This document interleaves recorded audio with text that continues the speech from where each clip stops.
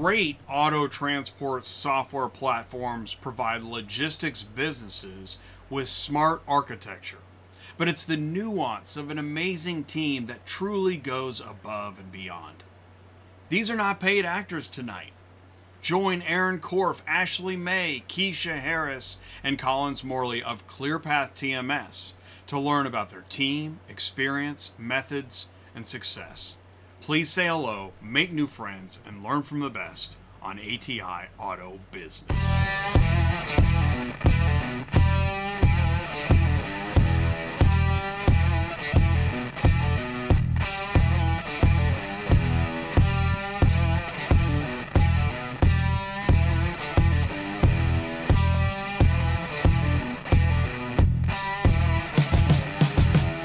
What's up, ecosystem? Welcome back to ATI Auto Business, Automotive Ecosystem, where everyone learns more about the automotive industry. Let's get started with top industry news and headlines that include Tesla 50,000 gallon EV fire, auto retail digital pricing, and Strawberry Level 2 AI is here.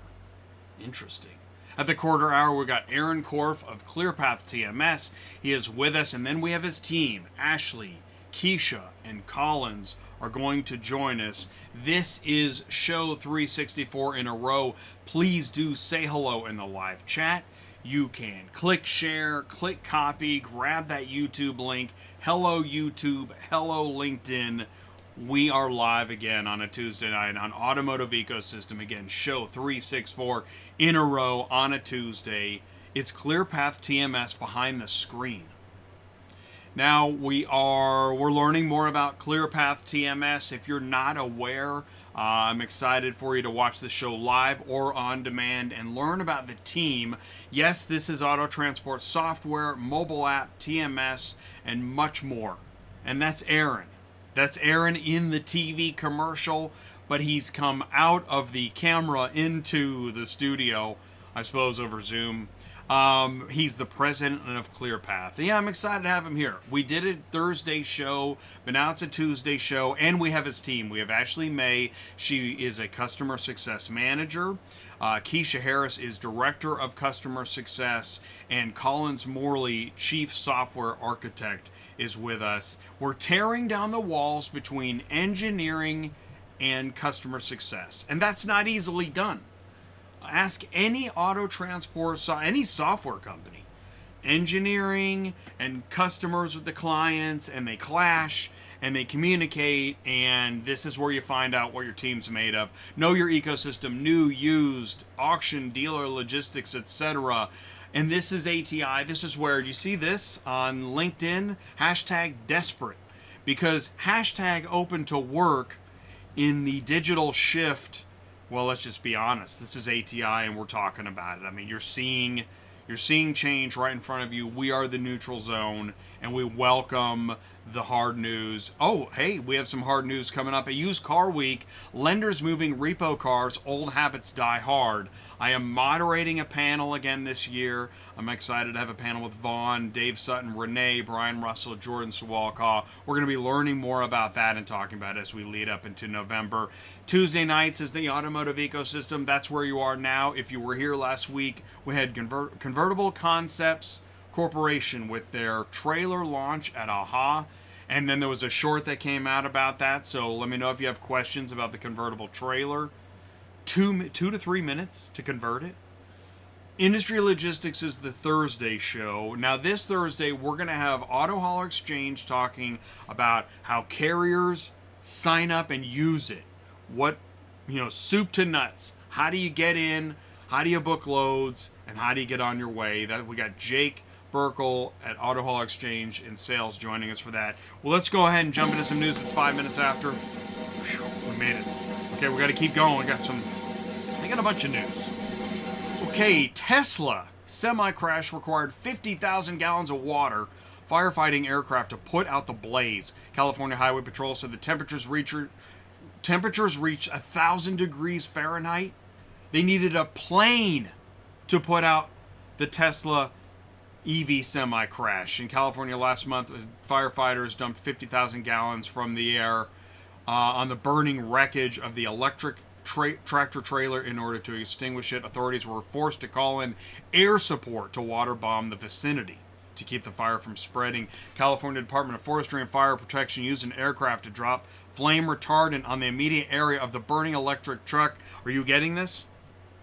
Holy cow. In order to prevent the flames from spreading to a nearby forest. The semi was being driven by a Tesla employee en route to a company facility in Sparks, Nevada, home of Tesla's massive Gigafactory battery manufacturing facility. When the crash occurred, the Tesla truck was approximately 30 miles from Lake Tahoe, traveling eastbound on I-80 when the crash occurred at 3:15 a.m. August 19th, sending the semi into a conflagration. Authorities forced to close the highway for 14 hours while working to extinguish the blaze. It's one semi-fire. I've never read where they needed air support. Then the Tesla was taken to an open-air location and kept under observation for 24 hours to make sure the batteries didn't catch fire again. No, I'm not enjoying this. I'm just reading it with the passion it deserves. 50,000 gallons of water, for reference, is equivalent to a pool that's 50 feet long, 24 feet wide, 3 to 8 foot deep. That's noticeably bigger than the average household in-ground pool, which typically ranges 20 to 40 feet long, 10 to 20 feet wide, in case you're measuring. And for reference, a typical tanker truck used by the fire department holds 3,000 gallons, and this was 50,000 gallons. Next story. Volvo ditches vehicle subscriptions as an alternative to leasing. Care by Volvo, launched in 2017, ran up against dealer opposition in several states, though some retailers said it attracted new customers and created a pipeline of used cars. Care by Volvo. Probably don't even remember it, but I do remember reading about subscriptions and wondering, pessimistically, what would happen. Well, Volvo, a vehicle subscription program, Care by Volvo, launched in 2017, was available in more than 40 states. Or bundled vehicle use, road hazard coverage, maintenance, other services, and to a neat monthly payment, has been suspended for the foreseeable future. Subscribers can finish their term, after which they'll be eligible for a $1,000 credit towards a new Volvo purchase or $500 towards a lease. Volvo's getting out of the subscription business in Europe too. I wonder if that is a sign for the agency model. Volvo pitched the program as a tool to draw younger buyers into the luxury brand. More than 80% of subscription customers were new to the brand. So, I mean, that's pretty good. Subscriptions also touted as an additional channel for dealers. Like with traditional new vehicle leases and sales, dealers received a portion of subscription revenue. Subscriptions accounted for 10% of annual sales at 2 New Jersey stores. The subscription program ended August 1st, was also a pipeline of higher margin, lower mileage certified vehicles for dealers. It sounds pretty promising, but it had a rocky start. The program ran into a buzzsaw of criticism early on from some dealers who argued that Volvo was violating state franchise laws meant to prohibit manufacturers from competing with them. See, and Tesla knows this too, man. Everybody loves disruption till they don't, till their lawyer doesn't. Volkswagen is dropping in-house U.S. auto loans, giving business to Wells Fargo. Sign of the times. Volkswagen will cease to write U.S. Audi and VW loans through its in-house captive finance company, Volkswagen Financial Services, and instead send that business to Wells Fargo starting in April.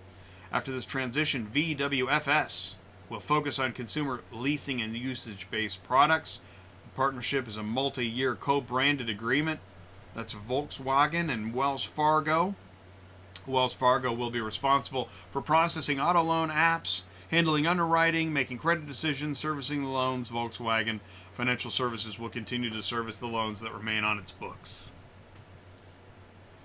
A German maker of digital price tag tech targets U.S. dealers. Digital Communication Solutions developed digital price tag tech that relies in part on AI. Prices can be changed instantly. Makes sense.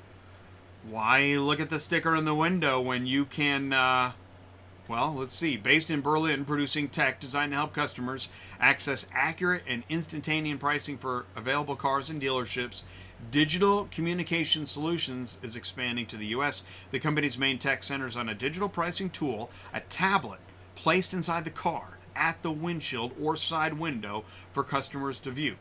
Two sizes are available: a smaller one that displays the dealership logo, or a larger one that highlights pricing for the customer, can be changed instantly to match market demand or changes. Well, the price just went up. Customers can access additional information via tools such as finance, QR codes, and links via iPacket, a company whose tech enables on-site or remote digital sales. GPS Beacon lets sales teams know a precise vehicle's location and issues alerts that tend to help prevent car theft. Right? We lost a car and 2 iPads, sir. Also, battery problems, unsold vehicles from staying on the lot too long. AI tech recommends the closest vehicle to one that has been sold so salespeople can offer quick alternatives. Wow. The goal is to deploy 10 to 15,000 digital pricing tools at U.S. dealerships of multiple sizes the first year. Plans call for expanding that up to 50,000 over the next few years. The Barendorfs, older brothers Patrick and Dennis, founded the company. The brothers' father, Peter, later joined after retiring from IBM, a family business in a market where there are a lot of other family-owned businesses. Digital communication solutions. Very cool. Mosolf starts using electric transporters in Germany. Germany's Mosolf group has launched an emission-free finished vehicle logistics service in Baden-Württemberg.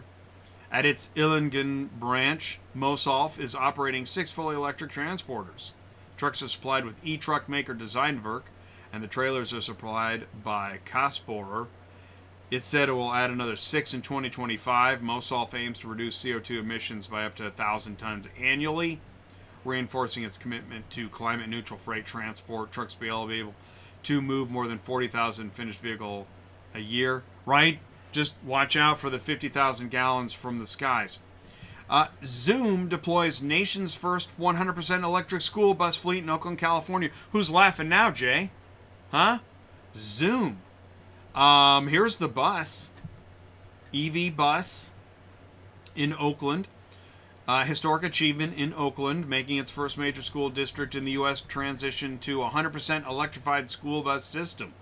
The first in the nation EV fleet is also equipped with groundbreaking vehicle-to-grid technology, enabling the buses to return energy to the grid. Ooh!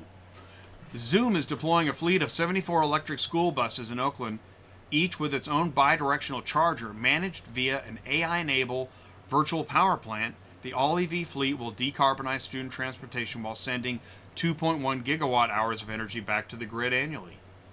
I like that. Recycling the energy. That's smart. And USPS long-awaited new mail truck makes its debut to rave reviews from carriers. Have you seen this? And we got another picture coming up here. The Postal Service's new vehicle delivery. They're not going to win a beauty contest. Right? Yeah, take a look. It's a little strange at first. You'll get used to it. Right? What about those new Amazon vans? You got used to those. These are tall, ungainly, the windshields are vast, the hoods resemble a duck, bumpers are enormous. Odd appearances aside, the first handful of next-generation delivery vehicles that rolled onto postal routes in Athens, Georgia, are getting rave reviews from letter carriers accustomed to cantankerous old vehicles that lack modern safety features and are prone to breaking down. Within a few years, this fleet will have expanded to 60,000, most of them electric, serving as Postal Service's primarily delivery truck from Maine to Hawaii. Once fully deployed, they'll represent one of the most visible signs of the agency's 10-year, $40 billion transformation.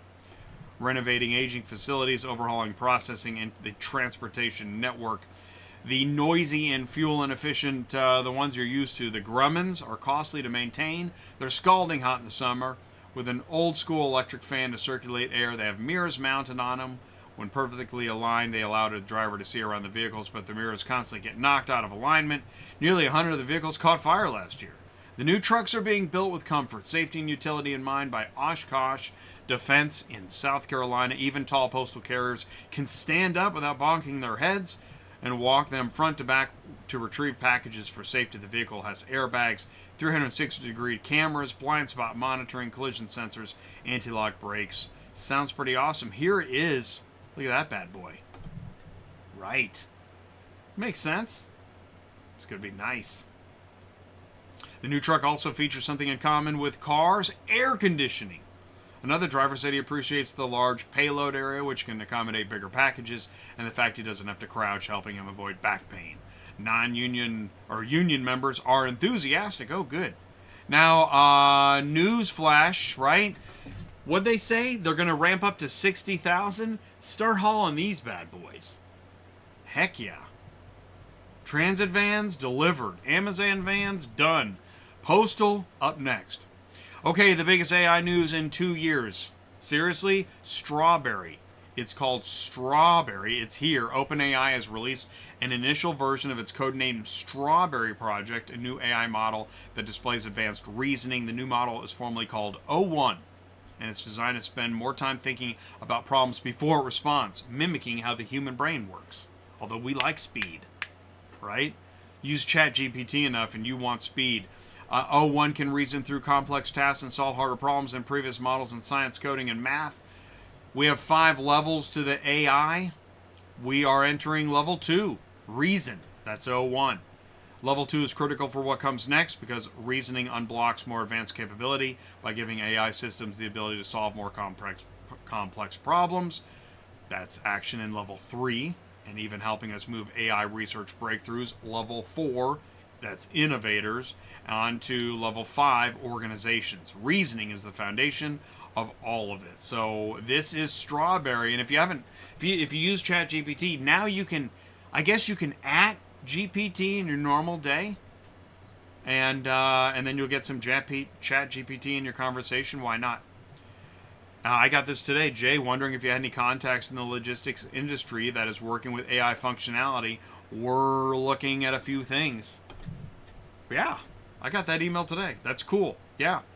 Conversation coming soon. ATI is where everyone learns more about how the automotive industry works. New, used, auction, logistics, remarketing, and more. I don't ship cars. I move information. And you want to get the podcast. It's easy to listen to. Quite enjoyable. Visit me at atiautobusiness.com. Let me know how I can help. Let's jump into the ClearPath TMS show. Do me a favor, stick around. Right after this, we're going to be live with Aaron Korff. He's the president of ClearPath TMS. Stick around. We'll be right back. Transport Auto Quoter is by far the leading auto quoting software on the market, and the only auto quoter with a pro version that comes preset with accurate pricing for anywhere in the U.S. So you don't have to worry about it. The best part is that no change with your current software is needed.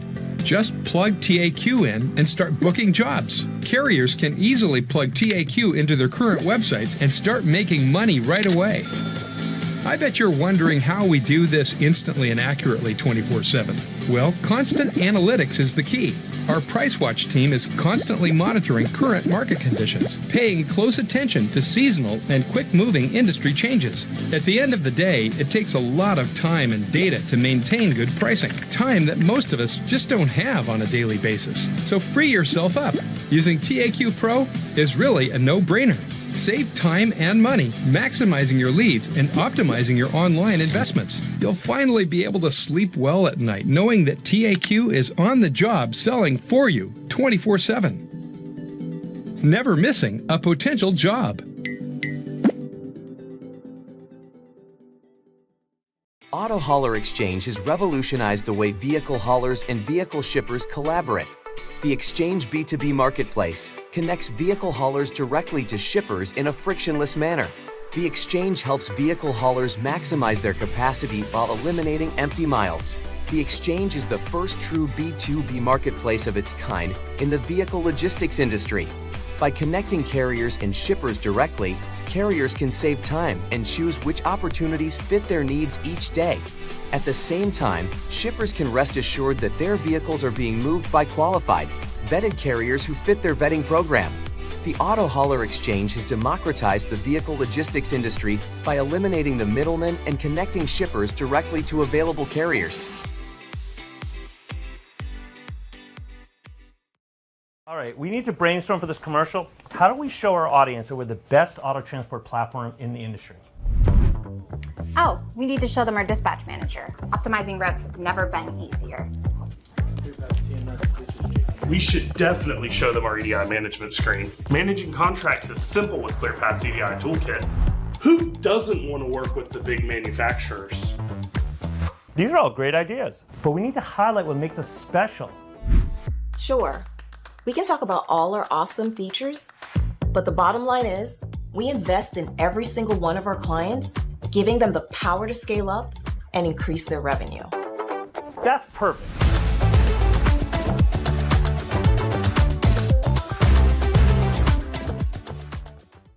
Automakers love ClearPath TMS for its robust EDI integration, customized APIs, and full auto transport business platform.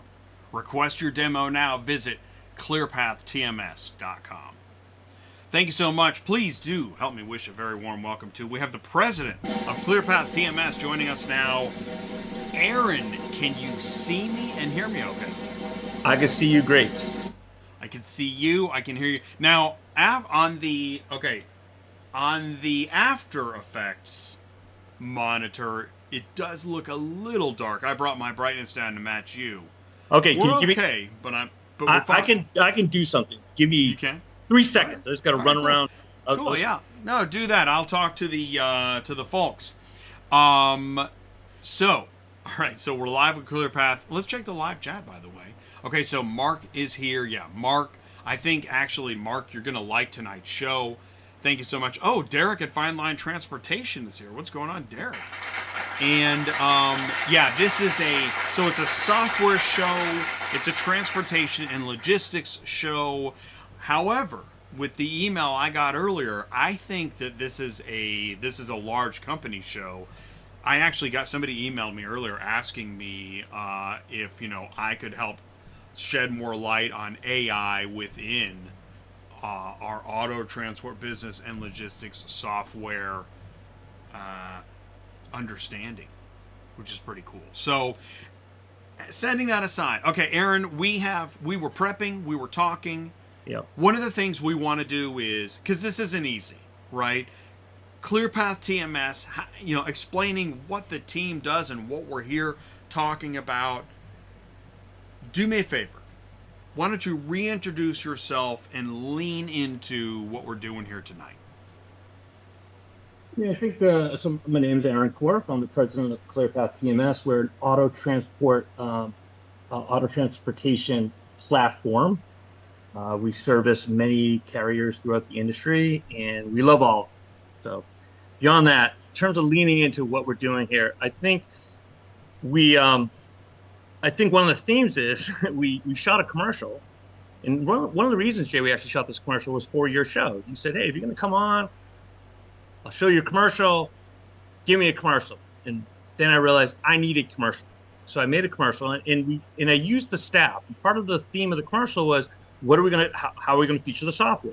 And it kind of, I think, all sort of, that was the genesis of talking with the features. I decided, let's use the actual staff so they can kind of contribute to it. They actually did a fantastic job inside the commercial. And then we were gonna, we thought it would be a good idea to have them come on and just talk about like what they do. So in terms of leaning in, I think, the value of any company, you could say your product is great, but everybody knows the real value of a company is people that staff it and that experience that you have when you're using that product and interacting with the staff there and everything like that. So I think knowing a little bit more about the DNA of our company in terms of the people inside it is the best way that I could promote this product. I love talking about the features. I'm happy to talk shop, talk about software in general, and talk about specific features of the platform. But I really want everybody out there to meet some of my leaders that are on my staff. So that's me leaning into this. Did I do a good job, Jay? You did a good job. You did a good job. I got to follow up. Here, I'll turn my brightness up a little bit. Okay, so your name is Aaron. You're the president of I think ClearPath so. Last I checked. You're Aaron, president, ClearPath TMS. Now, auto transport business platform, software, mobile app, TMS, etc. Do me a favor. Say it better than I did. In a nutshell, ClearPath TMS is. So it's a transportation management system that runs your entire business, basically. That's why we use the term platform. So one of the acronyms used for these type of systems are ERP, which is an old school term that means Enterprise Resource Planner. The actual acronym doesn't translate too well nowadays, but generally it's one of these systems, and every industry has systems like this. So a lot of people, this will resonate with a lot of people, that basically just runs your entire business, it's the main core system that's in charge of moving your data around. Now, that doesn't mean that we control every aspect of your data. But we've talked about this before, Jay. Nowadays, a lot of software success is integrating correctly with other software systems. So there are other specialists out there, let's say third-party carrier onboarding. There's great companies out there that handle all the checking for insurance, making sure all the licensing and all that stuff is correct. We will integrate with those systems, for instance, as part of our brokering submodules, as an example. Accounting, we integrate with every accounting system out there. So, but our system's like at the center of it all. It's like kind of the glue that's putting all this stuff together. Now, that said, there are many, many things that come out of the box with the system. So, and we can talk a lot. I'm not going to bore everyone with listing that out. But you can imagine the type of things you need for a transport management system: driver app, DOLs, all your documentation, load consolidation, dispatching, et cetera, et cetera, et cetera. Reporting, filtering, revenue tracking, et cetera. So our system comes with a lot of goods coming out of it, but it also gives the ability it gives our customers the ability to integrate at the right touch points to all the other data and systems out there in the ecosystem. I was just thinking that, the analogy that I'm drawing here is I've got, for what I do, because I have a lot of peripherals, electronics, cameras, monitors, all that stuff, but I've got a great tower PC with plenty of speed and plug and play capability to plug in all the other stuff. But what the tower is the brains of the operation. Right. I think that's a fair analogy. Yeah. Because and that is. I'm going to explain it that way from now on, Jay. Okay, there we go. We're a computer tower. I'll see you in the morning. I'll be ready to go. Yeah. Maybe there's USB ports. Just follow me here, an HDMI cable. What's fascinating is there are still new auto transport business software programs being introduced into the market, and I think that they've learned a lot from the folks that exist. Yeah. But what we see is we quickly run out of runway of ability, because there are so many things you expect in a platform, and you expect it to look the way you need it to look so you can intuitively use it. Yeah. Yeah. I mean, it's interesting that you say that, because in some cases, I think when you're talking about larger companies, right, and we service companies of all different sizes, anywhere from a few trucks up to hundreds, over 1,000. There's a balancing act there, right? We definitely want something where you can just throw it in front of someone and click, click, boom, boom, pull this down, create this report, dispatch this stuff, et cetera. And there's a lot of that. And I think that kind of, we infuse the spirit of that in all our software. We have very clean UI designs. We make it very intuitive.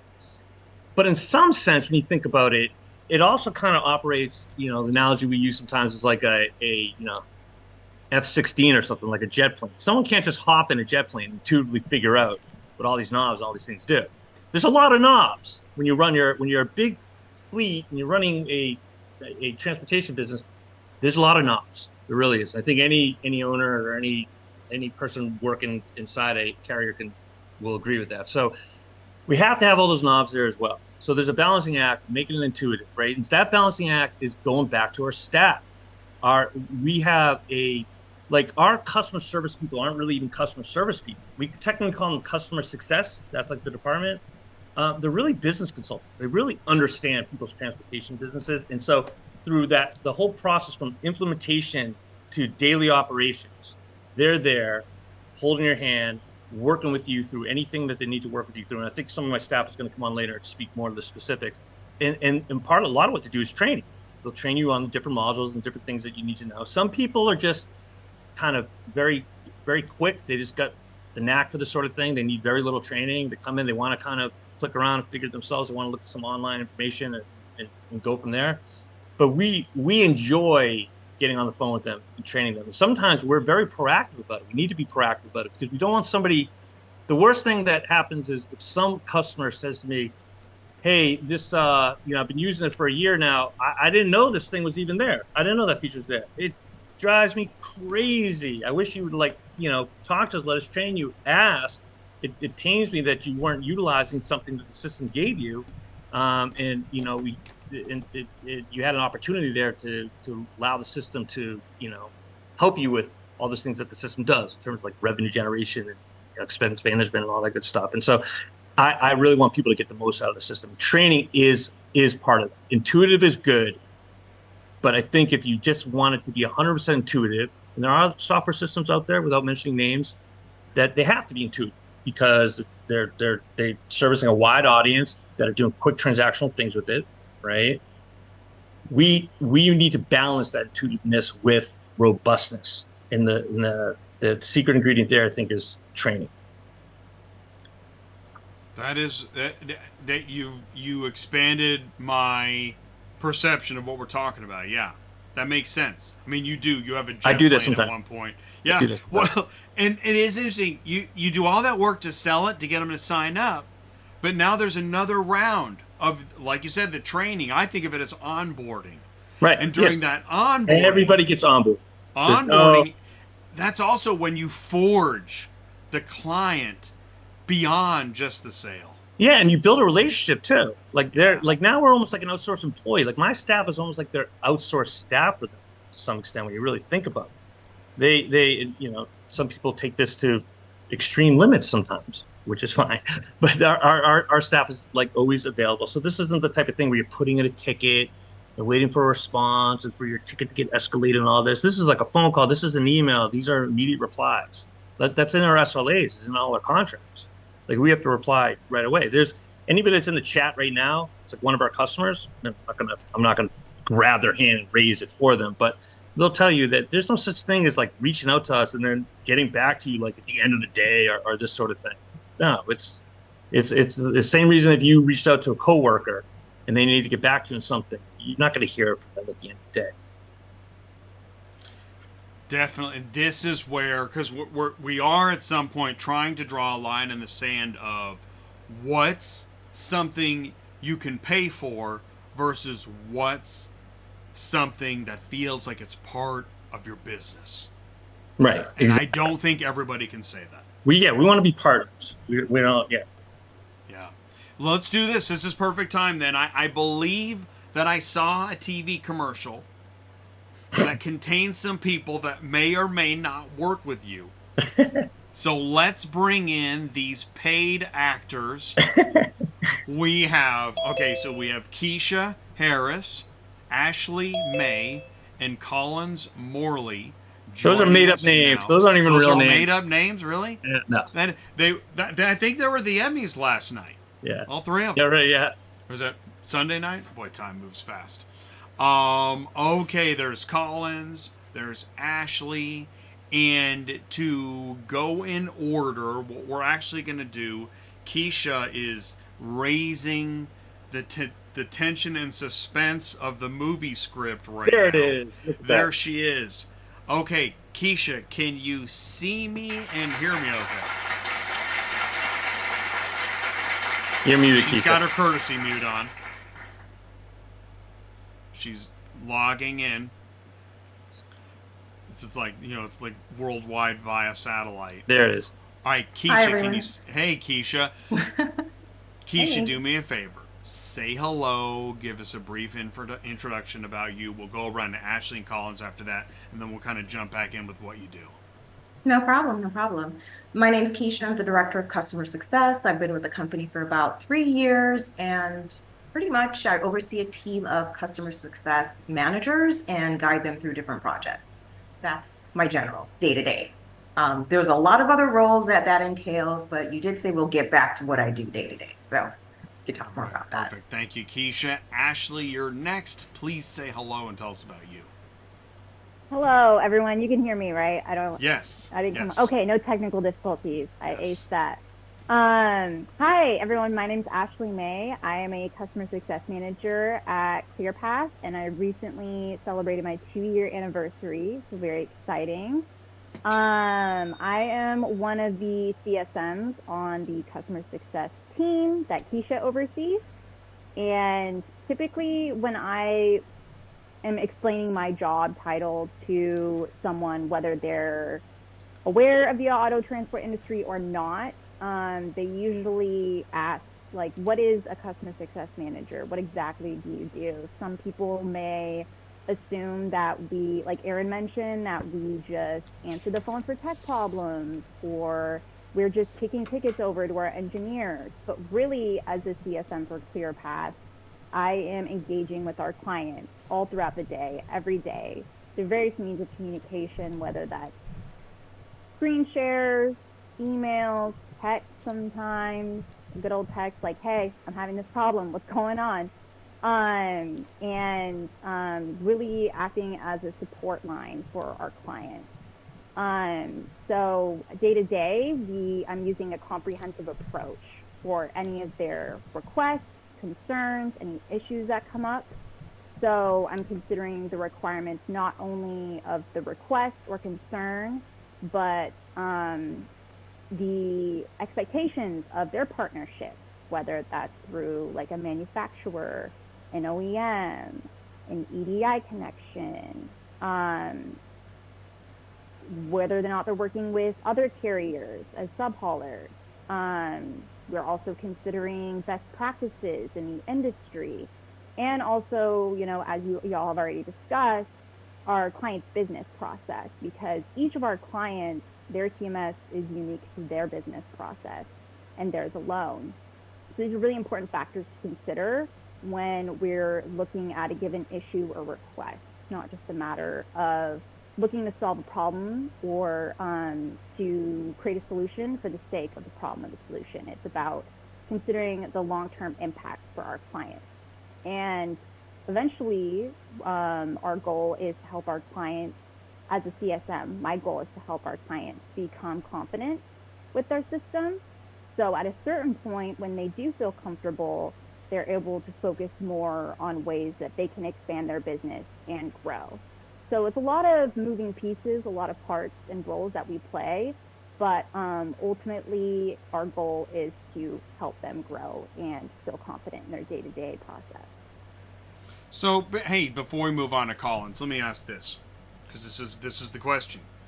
Keshia, Ashley, you both work in customer success, but Keshia, how would you explain the difference of how you all view and manage your different parts within that? So in terms of the customer success department, overseeing as the manager or the director of that team, I pretty much make sure that my entire team has an idea day to day what they're going in to do. I guide them to manage their different customer projects. And then in general, we have more of a strategic role with engineering, or partnership, I should say. What we do, pretty much, we serve as the eyes, the ears of, and the voice of ClearPath, right? And we take that back to engineering. Most times we have to, you know, filter different customer needs. We have to take different types of requests that they have, and then we have to be the gap between the customers and engineering to make sure that we're giving them exactly what's needed. And then other than that, overseeing different relationships with clients, like Ashley mentioned as well. So that relates to maybe an OEM partner, or pretty much facilitating onboarding for a new carrier client. Very different in terms of what engineering does and what the customer success team does. So again, we're more like the front end, you know, the face of the organization. And then we try to also serve two roles, which is making sure that we're there for the customer, understanding the customer needs, and then also being able to interpret the customer needs clearly to engineering, pretty much. Thank you. Before we move on to engineering, is there anything else to add? Aaron, did you want to add any perspective on that? Yeah, just to say, how awesome are these guys? That's all I can say. I'm getting more impressed with them every day, and that was fantastic. Thank you guys for sharing. And I was wondering what you guys did all day, so I'm glad you finally explained this on the. Just kidding, of course. No, that was great. I'm like listening with rapt attention. Like, honestly, I had no idea what they were really going to say. So I'm listening to this. I'm like, I want to buy the ClearPath product now. This is great. So I appreciate it, guys. Thank you. It's awesome. All right, so engineering. Let's move on to engineering. Collins, what do you do? Yes, sir. Well, hello, everybody. My name is Collins. Next year will mark 10 years that I've been working with ClearPath TMS. It's been a wild ride. My official title is Chief Software Architect, but in practice, while that might imply that I spend my days theory crafting all kinds of things, in reality, I'm ready to jump in the trenches at any given minute. It could be infrastructure related. It could be development of features for customers. It could be support needs, data management, whatever needs to be done. I'm always ready to hop in, and I have a great team of guys behind me that absolutely can carry everything and everyone however far they need to be carried. And I oversee that team on a day-to-day basis, but I do always still find time to be innovating for our customers and allowing the information or the intel that the customer support group brings in from customers to help evolve the product and give our customers new options and abilities in their system, as well as whatever other may be required to ensure that they can be successful and our customer success team can be successful. So you are, okay, we're seeing the heads of departments. Is that one way to look at it? Right there, you've got teams behind you that you're directing traffic to. And 2/3 of the heads of the departments have to do with client-facing customer success. Yeah, essentially, the easiest way to put it, you're looking at our leaders. You're looking at the ClearPath leaders. Gotcha. I think everyone could see just hearing from them that, you know, the business is in good hands. Right. And the focus is on the client. Right? Yeah, sure. And you hear that theme through all three of them, even like engineering that might not. And let me just say that engineering will, in certain cases, if there's a big tech project, a big integration project, they're happy to get on the phone for a meeting with the customer. But generally speaking, the CSRs are the face of the customer. But you're hearing that both departments, all three people speaking today, the customer is really what it comes down to. Like we have a simple philosophy is that if you are competent in what you do and you care about the customer, you really can't go wrong. Yeah, you're gonna make mistakes. I'm not saying nobody's perfect. But if you have those two things, if you're competent in what you do and you care about the customer, that takes you very, very close. That takes you almost to the goal line, like that alone. Right. And then, day to day, you just try to make good decisions all the time, keep your head in the game.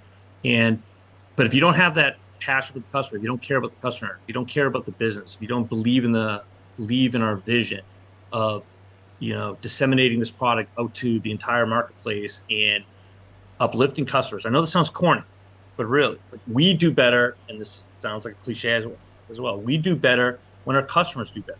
Again, very simple concept, but it's if you can build that into like your culture where you're basically cheering on the sidelines and customers having success, or our customers are getting those wins, our customers are getting new contracts.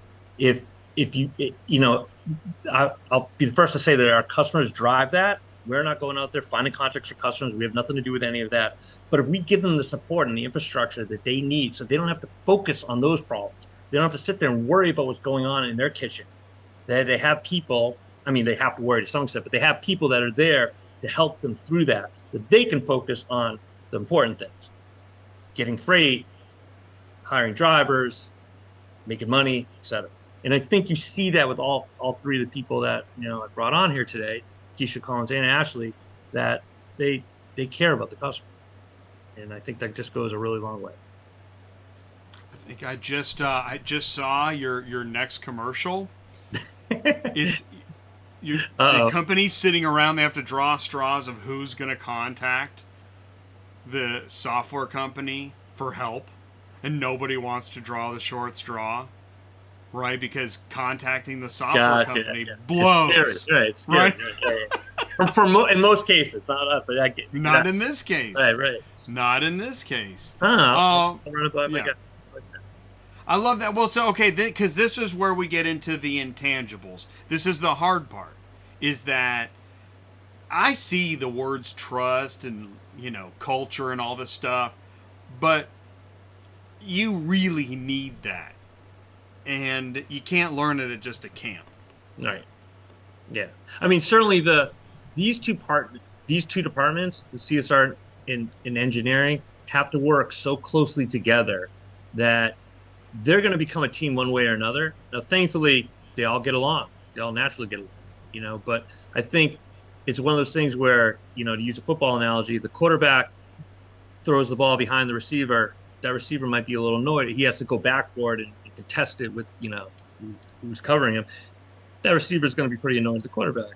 And likewise, if the quarterback plants in the perfect spot, throws a dime right where he needs to be, and the receiver drops it, quarterback's going to be annoyed at the receiver.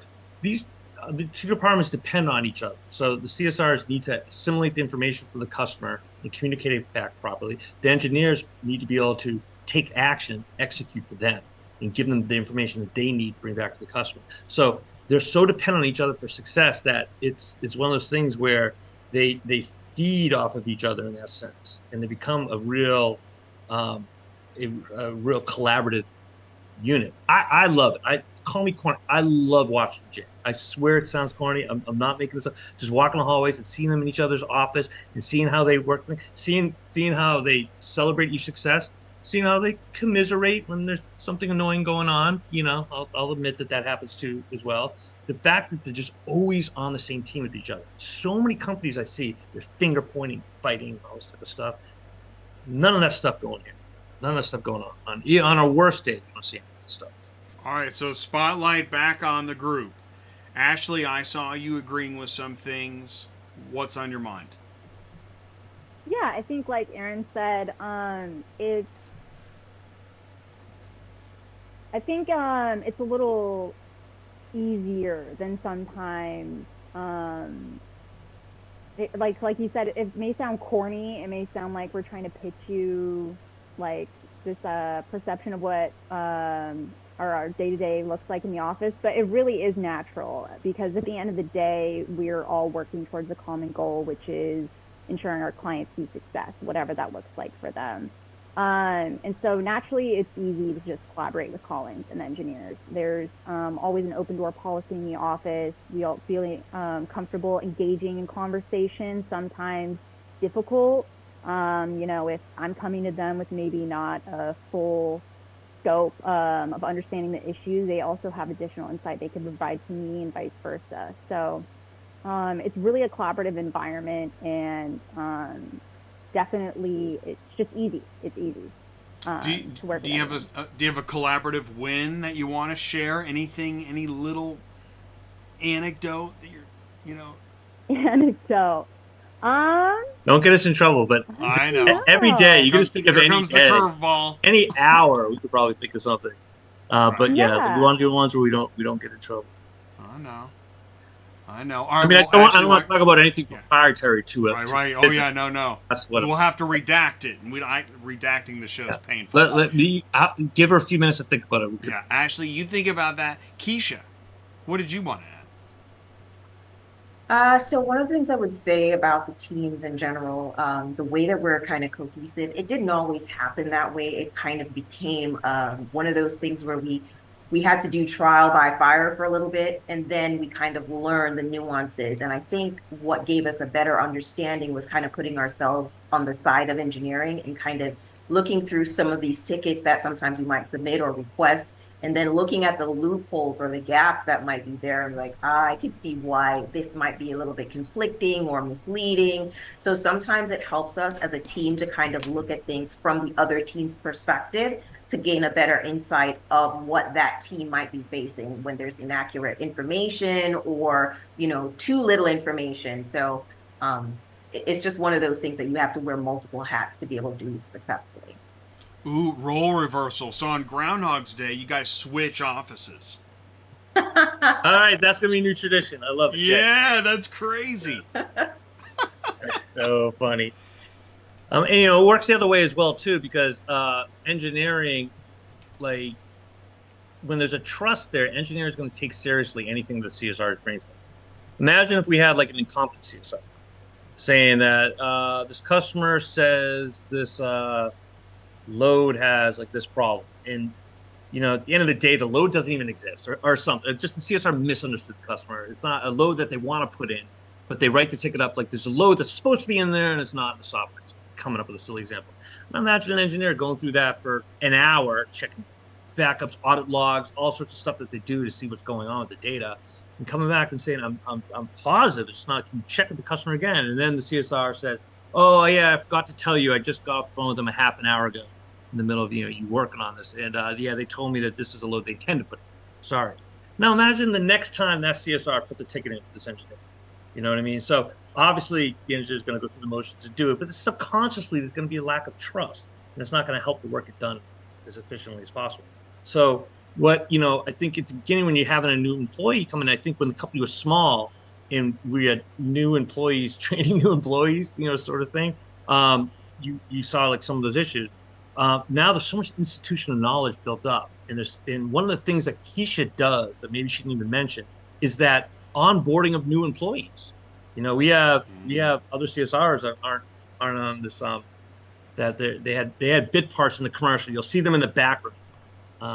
Peyton made sure that he said, make sure you point out that I was at a certain second in the commercial, I was standing in the background if anyone's curious who that handsome guy was. He was joking with me. But in any case, the training these new CSRs, that's more difficult, I'd say, than onboarding a new client, right, Keshia? Like you have to work, train them through all this material, all these different clients, all the different businesses that they have, and our process flow, et cetera, et cetera. So I think once we have once we have that institutional knowledge in place, that big tree now, it's very easy to grow it from there. Yeah. So that trust is there. Training an employee is definitely more difficult than onboarding a new customer. And the reason for that is it takes a while to build up knowledge. And no matter how much time you're spent training, there's things that you're just never, ever going to see until you see it. It's just one of those things. So you can't ever train for every single area. You just try to give them as many cases as you can, and then you try to give them a lot of hands-on. That's the best training. And what business isn't like this? I mean, I think this is Right. anybody that runs a business that will resonate with them. But yeah, so I think it's just a great. And we couldn't get to that stage until, to echo Keshia's word, we couldn't get there until we got there. And in terms of having all this institutional knowledge all over the place, it happened on the engineering side as well.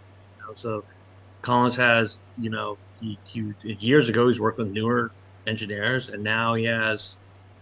Many engineers have been here multiple years, and that makes a huge difference in terms of what he's able to accomplish on his side. We talked about tearing down the walls between engineering and customer success, and I think we've given some examples. I'm going to move on to I'm going to throw in. Here comes the second curveball. AI. You're like Aaron. We'll let Collins answer that one. Actually, I'm just kidding. I think I can speak about it a little bit, and Collins, if you have anything to follow up on it. So I think AI. I don't think anybody right now that's in any industry would I think they'd be lying if they didn't say that AI is bandied about a little too much. It's a marketing term. You want to throw it in when you're talking about stuff. And how much of it is actual real AI? So we obviously, we're not talking about ChatGPT, OpenAI, and the true AI systems out there that have billions of dollars behind them and mega data centers, feeding the language models and the machine learning models, et cetera, et cetera, et cetera. I think sometimes the line gets blurred between artificial intelligence, that term, and automation. So there's certainly ways to automate data so you don't have a user involved in entering stuff. So like a subject like load consolidation, automatic dispatching. There's companies out there that work on automating that stuff. And right. That's right. I think it's very specific to specific businesses. It's very hard, I think, for ClearPath to come out and say, we will automate all your loads from day one because your data, the type of routes you do, the type of freight you handle, what percentage you're doing brokering versus, and then what is that human element when it comes to the drivers in terms of who gets what loads. A lot of those elements are going to affect how you do the automation. So we'll certainly help with that type of stuff. And we'll certainly work with people to write, algorithms and take their algorithms and make them work. But generally speaking, that sort of stuff is done by, the individual carriers. Sometimes I think it's met with success. Other times not. It can be very dangerous. When you over automate that stuff, in terms of driver retention and that sort of thing. I'd like to think any ClearPath customer I know of messing with that stuff has done a very good job with it. I've heard of other big carriers, not ClearPath clients, to be very clear, they've had some problems with it. They've over automated that stuff. I'm not going to mention any names, but I've heard some things. Well, and me too. I have. So I think it's one of those things where first I think we should call it by its correct. Like we're talking about, and this is my opinion. Automated, people might differ with me. When it comes to low consolidation and automatic dispatching, it's more automation than artificial intelligence. Now, can we at ClearPath take all of our user guides, throw them into our own language model, and create an automated, like a portal that people can go help have it answer? Sure. There's a place for automation. I'm not saying it's not a great thing. But when it comes to like, I want to be able to press a button and have my business run for logistics, nobody's doing that. Right. Nobody's doing it. I mean, I'm sorry. Like, maybe UPS a little bit, certain very specific ways. But so if a 100 truck carriers, like, I want some automation. I want some AI. I want AI to run my business. I don't think that's something we're there yet. None of my competitors can do it. We can't. I would be lying to them if I say we're going to give you like true AI that runs your business. So I just think we need to manage expectations. Let's put it into like compartments and segments for now. Right. I mean, it's out there. Logistics AI is out there as far as talked about. How about like, tell me where my 10 fleet units that were in Ohio, tell me their status now. And do you think you could get that output AI based? Do you think that's reasonable? Well, what do you mean that? So, whereas in the 80s, that I'm safe if I say the 80s, somebody had to manually pick up a phone and call about each car and then build a spreadsheet and enter cities and all that stuff. I mean, now it's just telematics now. It's not AI. Okay. There we go. Certainly. It's just telematics. Did you hear that? Yeah. It's just telematics, but it is automation. Come on. That's just telematics. That's on board on the trucks. That's in the app. That's all over the place. And the manufacturers have it themselves. They just don't, like the cars themselves have built-in telematics, but there's legal requirements of when they can turn that on. And I don't know all the who's and what's of it, but none of our carriers can get a OEM to tell them where their car is. Unless there's a crime being committed or something like that. They got to track a car that got stolen or something like that. And the funny thing is the OEMs want our carriers, want us to tell them where their cars are. Right. Even though they have the telematics in it. It's just the way of the world. When it comes to telematics. Outbound logistics, that's the game we play. So, all right, let's switch from engineering then to customer side. There's now like there's dealer AI voice stuff where, a customer calls the dealership for service and AI voice handles that. Do you see some of that happening in the customer success side? Ashley? Keshia? Thoughts? Ashley Bot. We're going to create Ashley Bot. That's exactly what I was thinking. Exactly. Ashley Bot. So here's an experiment, Jay. We're going to export every email you and I have ever sent to each other, and I'm going to feed it into a language model. And the next time you email me, I'm going to have it respond to you automatically, and we'll see if you can tell if it's me or the bot. I love it. I'll try that. Wow. That's beyond telematics. Well, yeah, I mean, there's definitely, I think when it comes to language, cool, auto stuff, so you can automate some of the stuff, but you need to have a lot of material to model it accurately. So sorry I'm answering your question for... No, but you are actually answering it in a very... like realistic way that makes a lot of sense. So and that's what is that where LLMs come in, is that they're mimicking other relevant data to produce new relevant data. A language model is very good at predicting what the next word is going to be, what the expected next word is going to be. I mean, I think that's the simplest way you can kind of put it. And then so obviously knowing what the expected next word is going to be, you have to feed it a lot of data to be able to, create the algorithms that get that correct. Beyond that, you'd have to talk to Collins if you want anything more technical than my layman little explanation when it comes to language models. Whoa, Collins.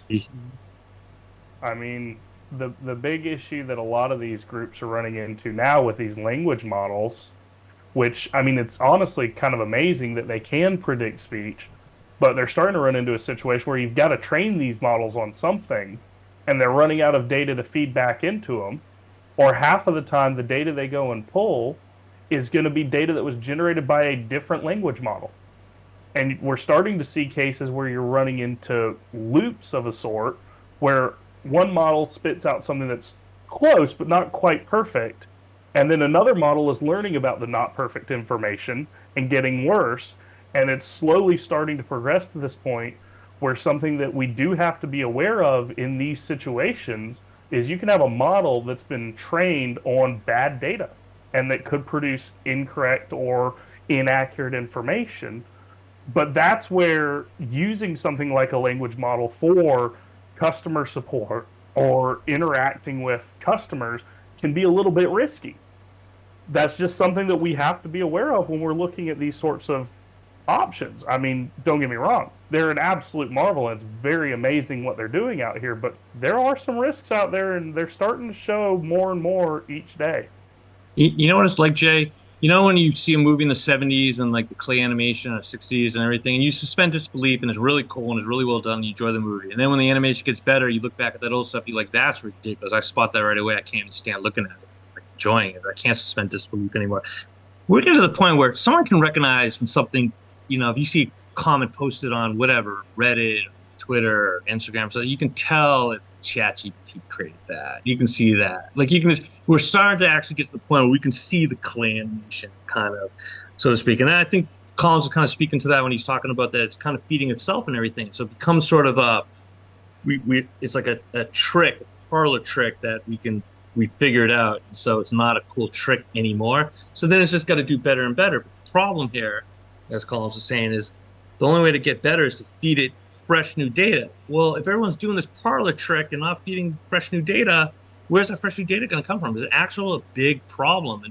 And like there's thought leaders like the Google ex-CEO guy was talking about this at a Stanford speech I remember, and you see this, that it's something that they need to figure out a way. All the data is already just fed. They need to figure out a way to find new food for these things. Wow. You didn't know it'd get this deep, huh, Jay? No, I love it. Oh man, don't mess with us. Don't think of AI and expect. I wonder if maybe we're looking at somehow we can. What would our next show? Because we're going to do another show. Right. Have you had any thoughts about what we're going to do for our next show? I think fashion in the auto transport industry. Fashion. I think casual collars are coming back. Things like that. Fashion. That's good. All right, that's excellent. All right, so how do we land this plane? Do we have any business use cases we want to talk? Oh, what if it's a shitty ticket? What do you mean? Who wants that one? Oh, what if a customer just off the rocker sounds like? Well, where did we get that idea? I didn't come up with that idea. Oh, you're talking about. I know what you're talking about. You talk about this, like if a CSR puts in a ticket to if they put in information for engineering to pick up on, like, because we have an official internally. We had that example. There are very before. Complex ways of like putting the information. Let's say they don't put the information that the engineering needs. I think that was part of the discussion that we kind of covered a lot of that in terms of breaking down the walls between the two of them, like the institutional knowledge and how important it is now that they trust each other, et cetera, et cetera. Yep. Software, customer success. You want to talk about brokering? You want to talk about brokering? Heck yeah, always. Okay, go ahead. Tell me. I put you on the. You see how I did the switcheroo there? No. All right, okay, fine. So I'll tell you a story, Jim. Right. Want to hear a bedtime story? Yeah. Once upon a time, software companies in this space used to sell a brokering system and a transport management system as two separate systems. But the people at ClearPath thought that was silly because they thought it should be all the same system. In fact, they didn't even know or notice that these companies were selling two different systems until they talked to customers, and customers told them about it. So ClearPath never changes their strategy for match their competitors. So they kept creating a system that just has all the brokering features and all the transport management features, fleet management features that you need all in one system for one price. The end. So where am I going with that? Where am I going? I think auto transport platforms definitely have features that are so there's different like genetics within the customers that we serve. Some of them are heavy. They just basically want to make sure they have enough freight for their drivers. They manage their own assets. They don't broker out a lot of loads. Other carriers broker out a lot of loads, right? They have maybe a 60-40% ratio. They're always trying to find freight, make money, brokering out loads, but they also have a lot of drivers that they're feeding as well in their own assets they want to keep on the road. And some of them are almost all brokerage. They don't really focus on having assets. They have a lot of brokerage. And obviously, if you do a lot of brokerage, it's going to be issues that you're going to come across, not having the assets yourself. So I think if you want to know where ClearPath kind of sits in the marketplace when it comes to that, a lot of our customers do both. A lot of our customers have a very healthy set of assets and very, very loyal fleet of drivers, but also do brokering. We generally don't have customers that are purely brokerage. Certainly I think customers that are purely brokerage tend to try to create their own tech. I don't think any of it is as good as us, to be honest, but that's another show. And then I've seen that. They kind of Frankenstein a CRM. Yeah, they got a lot of investors behind them generally, and they just need to always innovate, but when you're forced to innovate with a gun to your head, it's a strange thing. Innovation doesn't turn out so good. R&D kind of has its own natural growth and timeline based on market conditions that you react to and you try to stay ahead of and all that good stuff. If you just I have to make X number of innovations this year to, create some type of broker schematics in my system that's going to give me 0.5% more margin than my competitors, so I can, and the ability to get freight, 1% more freight and do all that math, and blah, blah, blah, blah, blah. It ends up, becoming a mess. It's like working backwards, saying I want to hit this certain goal in terms of growth of freight and growth of this. So I'm gonna create technology to do it, but technology has its own timeline. R&D has its own timeline. You can only build it so fast, and so we see a lot of issues happen out there in the marketplace and we come across this because we sometimes have to do integration for carriers that are also working with these broker tech companies. And some of the stuff is just, can I say on air, absolute garbage.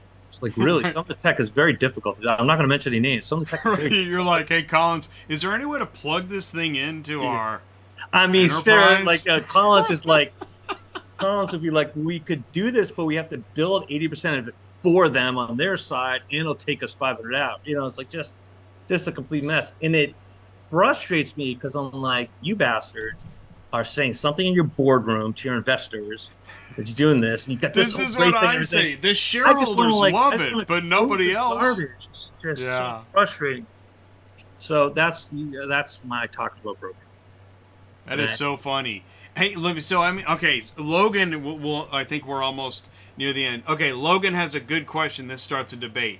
Will AI be more helpful on the customer service side or the engineering side? Ooh. That's a fair question. I think, I don't, Collins runs that department. I really am pretty hands off when it comes to training of the engineers, making sure that their code is scalable and manageable and following the correct patterns and all that type of stuff. Collins is very, very, very good at that. That's why he's a chief software architect.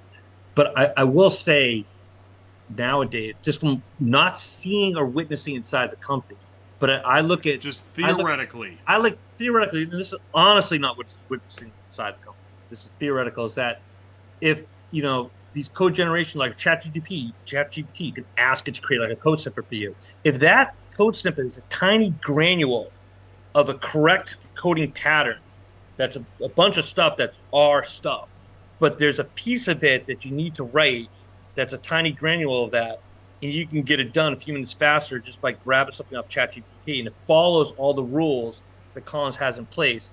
I know if not where we are, other software shops are definitely doing that. So ChatGPT could be like it's just like this.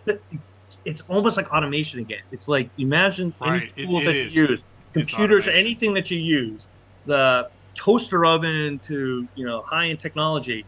There's elements of it that you don't have to deal with it anymore. You can plug in the iron now. You don't have to heat it on a hot stove before doing it. So there's certain, I think with coding, there's things that it's not really the engineering, the true engineering part of it, where you're figuring out how to do stuff. It's basically just the little stuff where the little repetitive tasks. Little And this is where I like the dealer AI customer service stuff, because you're gonna have those repetitive customer moments where maybe the AI can keep them busy. Some of them, so Keshia and Ashley can handle the and they don't want to talk to unique Keshia and bigger Ashley. problems. Some of them don't want to talk to Keshia and Ashley. They know it's a simple thing. Their choice. They don't want to bug anyone. They don't want to get on the phone. They don't want to say, "Hey, how you doing?" They don't want to small talk. They don't want to talk. We all go through this. We're scared to order food sometimes. We don't want to talk to anybody. I get it. And they just want the answer. You know what I mean? I think AI would be there. But I should let Collins. This is what happens when I drink coffee. I'm the same way. I'm going to be up. So late. Me and you, duct tape, Collins, Ashley, or Keshia. I'm behind on the coffee tonight. That's my problem. But I think Aaron definitely hit on it pretty well in terms of, from an engineering standpoint, there are things like ChatGPT that can certainly save a lot of time and a lot of manual typing. But we're all nerds. We've all automated this stuff years ago anyway. So we have snippet libraries. We have code completion. We have tools that review code we write to make sure it's good enough. But what we do is not as much of a soft skill. What we do are things that I can sit there and say, here's rule 1, rule 2, rule 3, follow these rules, it's great. I mean, yeah, there's a level of an art and engineering in terms of the overall design, but on a day-to-day basis, your standard engineer is not going to get as much AI benefit that they haven't already found through automation. But customer success, those soft skills, the being able to work with people, convey and distill information, and understand other people's communication, that takes a skilled individual like Keshia and Ashley and all of their department, where you could benefit from AI in that sphere very well. The trick is, as I said before, just don't lose the personality. And don't lose that personal touch. Because if I had a nickel for every time I thought I understood something from a technical perspective and didn't realize that the underlying problem is an emotional perspective, I would be retired at this point. And I wouldn't be on this call with y'all. But I'll leave it up to Ashley and Keshia to expound on that more. I don't want to take any of their time. But that's really where I'm at with it is I would love it if AI could automate my entire world, but at the same time, it's a little bit scary, and my world's mostly hard skills and engineering and not soft skills that AI is good at yet. Ashley, Keshia. Tag you. Go ahead, Ashley. Yeah, I think just to tag on that, as Collins pointed out, I hate to sound like, millennial now that Gen Z is the new up-and-comers, the young whippersnappers, as my grandpa or grandma would say. But I feel like having that human interaction does add a lot of value. Given, our relationship with our clients, yeah, sometimes they call and they don't want small talk, and sometimes they do. But they know at the end of the day that they're going to be able to talk through whatever it is that they're looking for with us. And another thing is that this industry is ever changing. Some days, the next thing we know, we have a client calling saying, I have to do this, or we need this inspection type image, or now this is the new thing. And we are able to talk through those issues or new requests that they need to take a look at. So those things are where I think having that in-person interaction is really valuable, and also the response time is a lot faster. I think we're able to get to the solution a lot quicker because we can talk those things out, not ask 17 clarifying questions like you do on those little chats. Wouldn't it be, you just made me think, wouldn't it be neat if the AI is like, hey, sorry to keep you on hold or whatever, I'm here. And while we're waiting for Ashley or Keshia, how can I help prioritize and expedite when you can talk to them? I'm not replacing that interaction, but I'm here to help you expedite the interaction. I almost want to say, Jay, that I think for a lot of our customers, that would actually irritate some of them. Like, I just honestly feel that. Yeah, I think so. Okay. They're usually like very precise, direct. They just want to either talk or they'll send you a quick email and they just want to reply with a resolution. They don't want the other keep drilling for more questions or anything like that. And if they do want to talk, they want to talk to you. So just delaying and pulling and getting more info would irritate a lot of them.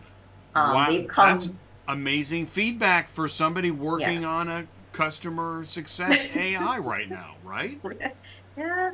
I mean, our customers, I think, have gotten very used to the type of service that we offer. We're very responsive, very quick. We also build relationships with them. So even though it might be an issue, they always still want to hear, how are you doing? I have customers all the time asking, hey, how's your family going? And how's this happening? And so I think when you take that out of it, it just would feel like, okay, well, what's different than this other, competitor down the street that's just, a little bot replying each time or something like that. Okay, so here's a scenario. All the phones are busy. Everybody's busy for whatever reason. Would this be a time for AI to help manage, the crowd?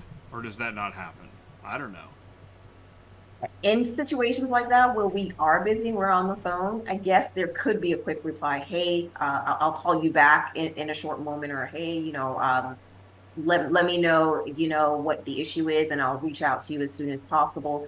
I think we manage that in the same sense by just sending a reply as soon as one of our customers call, and most of them, once again, they usually hear back from us, I would say, within a few minutes at the most.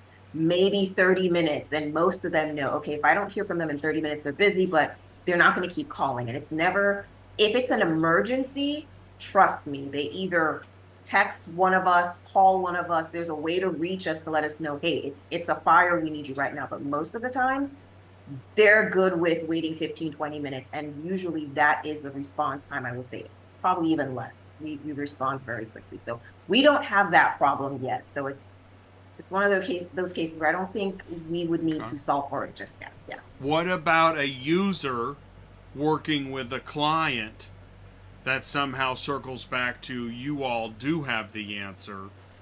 And, you have intercom inside of the mobile app. I mean, there's different use case scenarios where something is plugged in and it's an adjunct of the plug-in. Am I making any sense? I'm trying to find a use case for AI. There's got to be one. Have you ever seen a review where someone gets 5 stars to a business because they love their conversation with the AI agent? It's always I always feel it's like, oh, I love their customer service. They got right on the phone. They helped us. I don't think there's ever, like, from a customer's point of view, I don't think there's ever an incentive for that. They're like, I really just want to talk to an AI. Maybe we'll get to that someday, where like the AI is friendly and great and efficient that they'd rather talk to them. You know what I love about McDonald's? Pulling into the drive-thru and the AI talks to me. That's my favorite part. Right? Okay. No, it's not true. But I'm drawing a parallel because, excuse me, when I go to McDonald's and I'm no longer surprised. I'm used to it and I expect perfection.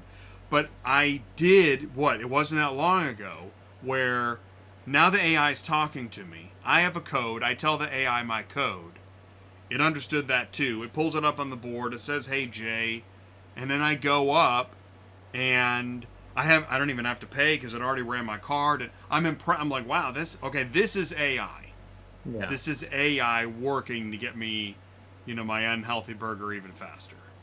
Yeah, I mean, I think that's more just like a proxy for just speech to text and online ordering, in a sense. But yeah, I mean, I guess, I think fair is fair. That is a use case where something a very transactional, simple, consistent, repetitive. Yeah, repetitive interaction. Yes, I think we're just more than that. Generally speaking, like the type of thing that we do, there isn't a lot of room for that inside ClearPath.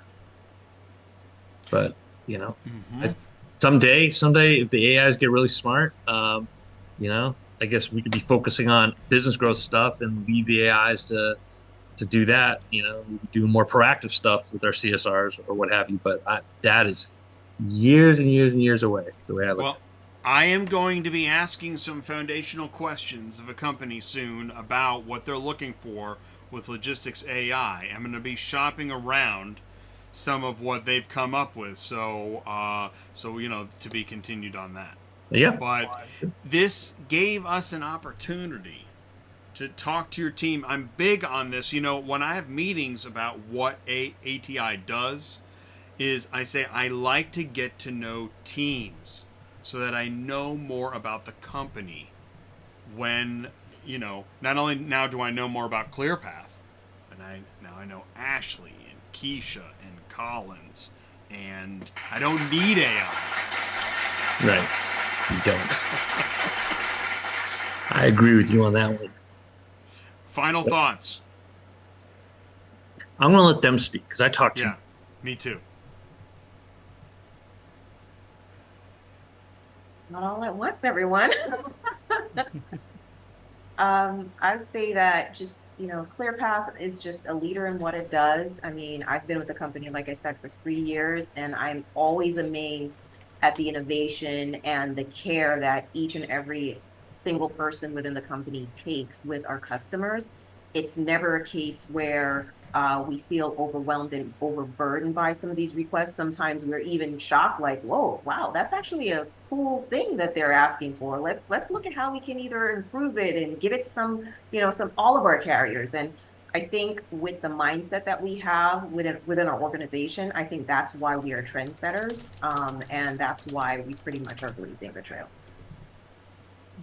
Yeah, and I'm just gonna follow up and say what's cool is that when I met ClearPath, when I met Aaron, I already knew a little bit about ClearPath, and what I knew was ClearPath is known as kind of a unique company that is not, it's not just another flavor of ice cream. There's something different about what you guys are doing.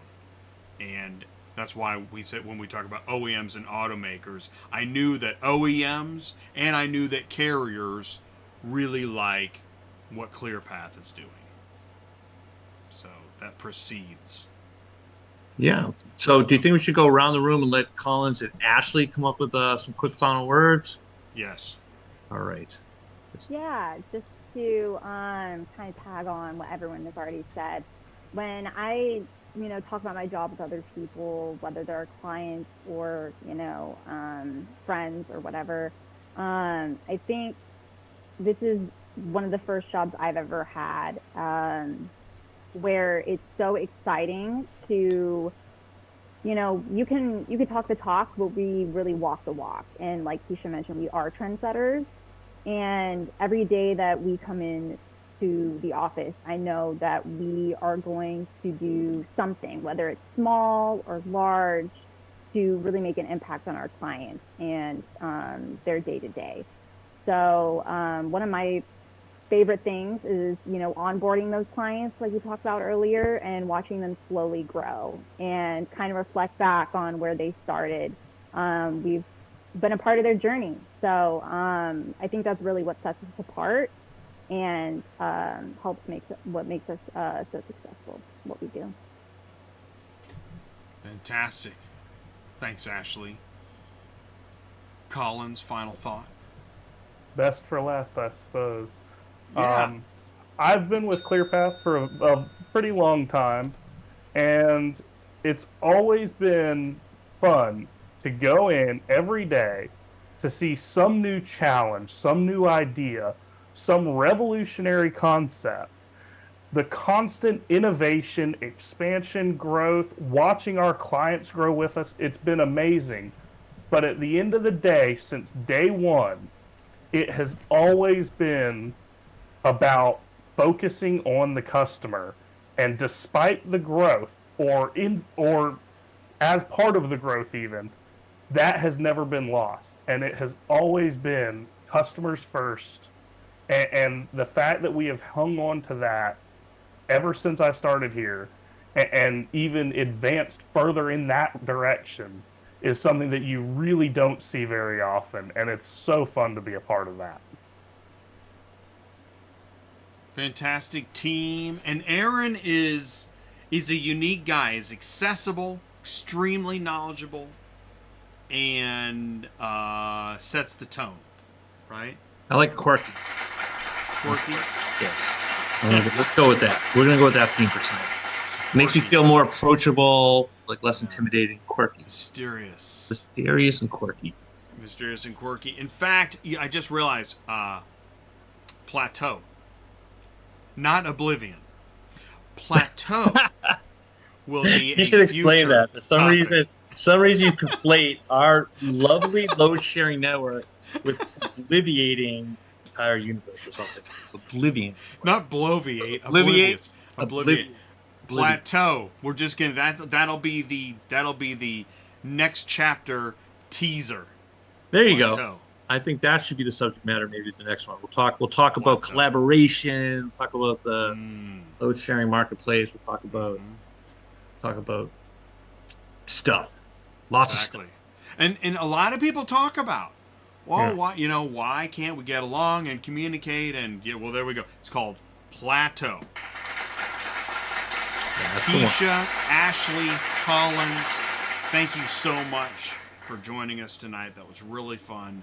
Aaron, you got a great team. Thank you very much. Thank you, Jay. And we will be seeing you again soon. All right? All right. Okay. Have a good night, everyone. Thank you so much. I'll put you back in the waiting room, and I'll close the show up. There we go. Thanks again. Good night, Ashley. Good night, Keshia. Good night, Collins. All right, and there we go. And there we go. All right, Aaron, you're next. I'll see you soon. Bye-bye. Take care, buddy. Okay, bye. Okay, and I put them all back in the waiting room. And we're going to start to decelerate this jet plane, this ATI Auto Business Automotive Ecosystem Show 364. I want to thank Superflow Systems, Auto Hauler Exchange, ClearPath TMS, Murphy Auto Transport. Please do join us on Thursday. We are going to sit with Auto Hauler Exchange, soup to nuts. You're a carrier. How do you get signed up? Why do you log in? How do you get the load? Get on your way. Let's do this thing. That's what we're going to do Thursday on Industry Logistics. Please do join us for that at noon Central Time. Thanks again, everybody, for jumping in the live chat, saying hello. Thank you, ClearPath TMS. Really do appreciate it. Looking forward to the next show. Here comes the car hauler. Stay safe, and I'll see you soon. Good night, everybody. Thank you.